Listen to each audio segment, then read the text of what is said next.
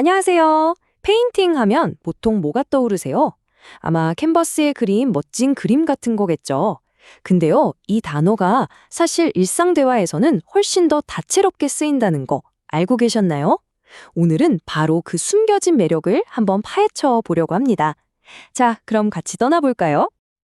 자, 오늘 우리가 살펴볼 내용인데요. 먼저 페인팅이라는 단어의 기본 뜻부터 확실히 잡고요. 그 다음엔 어떤 종류의 그림들이 있는지 갤러리 구경하듯이 둘러볼 거예요. 그리고 나선 진짜 재밌는 부분이죠. 이 단어가 어떻게 말로 그림을 그리고 신나게 축타할 때 쓰이고 심지어 우리를 곤란하게 만드는 상황까지 묘사하는지 하나씩 차근차근 알아보겠습니다. 네, 그럼 첫 번째 섹션부터 바로 시작해 볼게요. 모든 것엔 기초가 중요하잖아요. 페인팅이라는 단어도 마찬가지예요.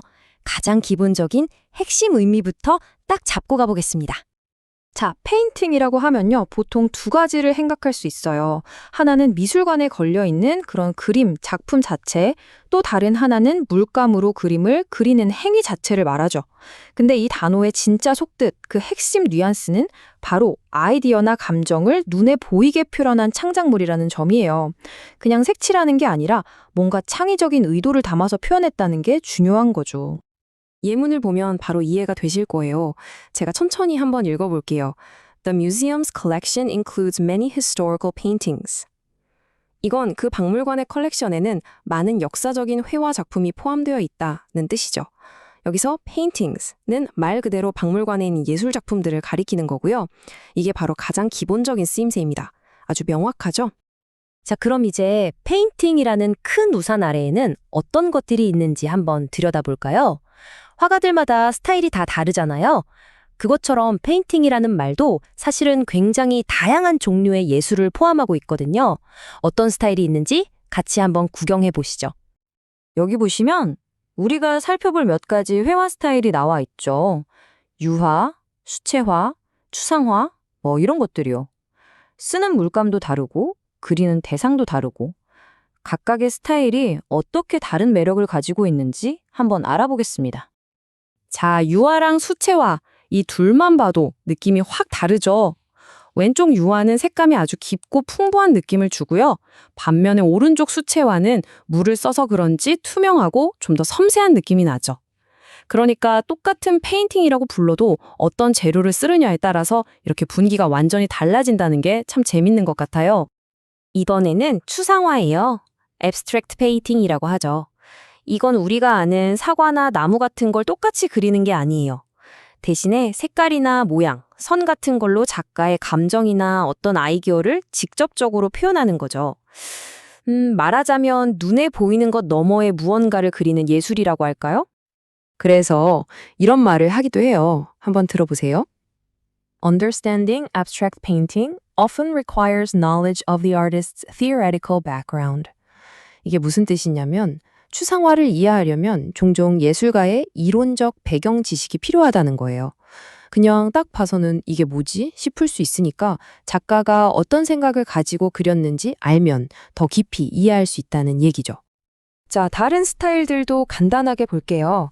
풍경화는 말 그대로 자연 경치를 그리는 거고요. 정물화는 과일이나 꽃처럼 움직이지 않는 사물들을 그리는 거죠. 그리고 프레스코화는 좀 독특한데 마르지 않은 벽에다 그리는 벽화 기법이에요. 보세요. 페인팅이라는 한 단어가 정말 다양한 걸 포함하고 있죠. 자, 여기까지는 우리가 아는 그림으로서의 페인팅에 대해 이야기했어요. 근데요, 지금부터는 진짜 흥미로운 이야기로 넘어가 볼 거예요. 이제 붓은 잠시 내려놓고요. 우리의 말로 그림을 그리는 법에 대해 알아볼 거거든요. 페인팅이라는 단어가 관용구 속에서 얼마나 근사하게 쓰이는지 한번 보시죠. 아마 깜짝 놀라실 거예요. 생각해보세요. 화가는 붓이랑 물감으로 캔버스에 그림을 그리잖아요. 근데 우리는 말만 가지고 어떻게 다른 사람 머릿속에 그림을 그려줄 수 있을까요? 이게 가능할까요? 네, 가능합니다. 바로 이 질문에서부터 아주 재미있는 관용구가 시작됩니다. 바로 paint a picture라는 표현이에요. 말 그대로 그림을 그리다인데 물론 진짜 붓으로 그리는 건 아니고요.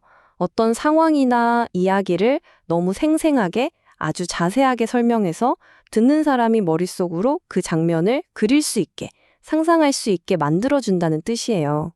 말로 하는 묘사, 그런 거죠. 예문을 보면 느낌이 확 올 거예요. 들어보세요. The witness tried to paint a clear picture of the events leading up to the accident. 한국어로는 그 목격자는 사고까지 이어진 상황을 명확하게 묘사하려고 노력했다 정도가 되겠네요. 여기서 목격자가 사용한 도구는 붓이 아니라 바로 말인 거죠. 말로써 듣는 사람 머릿속에 사건 현장을 생생하게 그려주고 있는 거예요. 자, 다음 표현은 분위기를 확 바꿔볼게요. 아주 그냥 신나고 에너지 넘치는 그런 즐거운 상황에서 쓰는 말입니다. Paint the town red. 직역하면 마을을 빨갛게 칠하다 인데 어때요? 이미지가 엄청 강렬하죠? 이게 바로 나가서 신나게 아주 화끈하게 놀다 라는 뜻입니다. 보통 시험 끝나거나 큰 프로젝트 마치고 축하할 때 밤새 파티하면서 노는 그런 느낌 있죠? 바로 그럴 때 쓰는 말이에요. 딱 이런 상황에 쓰는 거죠.